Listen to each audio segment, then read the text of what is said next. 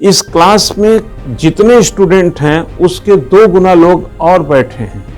आप अपनी माँ बाप की उम्मीद लेके आते हैं, आप अपने जीवन के उठान को, चढ़ाव को, अपने जीवन को एक ऊंचाई देने का एक उम्मीद आप भी लेकर आते हैं।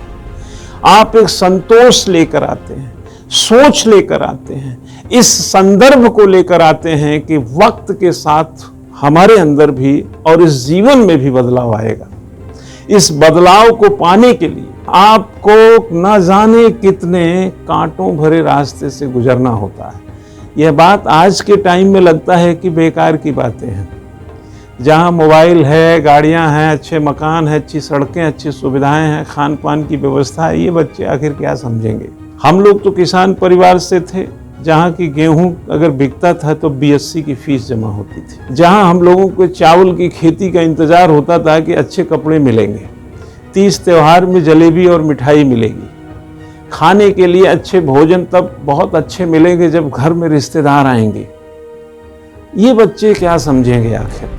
लेकिन मैं उन बच्चों को आगाह कर दूं कि ये सुविधाएं हमेशा नहीं रहेंगी। सुविधाएं हमेशा तब रहती हैं जब जैसे एक पीढ़ी के बाद दूसरी पीढ़ी, दूसरी के बाद तीसरी एक लगातार सतत प्रक्रिया में रहती है। वैसे ही आपकी कैरियर अगर बेहतर नहीं होता तो ये जो सुविधाएं हैं एक समय के बाद रुकती हैं। सुविधा देने वाला बूढ़ा होता है, सुविधा देने वाला कमजोर होता है, सुविधा देने वाला आर्थिक रूप से भी कमजोर हो सकता है, शारीरिक रूप से भी कमजोर होता है, मानसिक रूप से भी कमजोर होता है। देर तक सुविधा में आपको बनाए रखने में शायद वो कामयाब नहीं होता है, या नहीं भी हो सकता है, क्योंकि उम्र नौकरी है तो रिटायर्ड भी होंगे, रिटायर्ड होंगे तो पैसा कम होगा, जो वेतन मिलेगा आप तो पेंशन भी नहीं मिलती है, तो वो असुविधाएं बढ़ेंगी।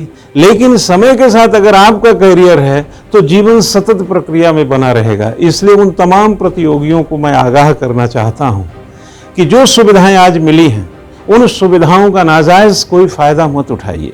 आप जहां उम्मीदें पनपती हैं, आपके माँ बाप की छाती में आपको लेकर न जाने कितने उम्मीदें हैं।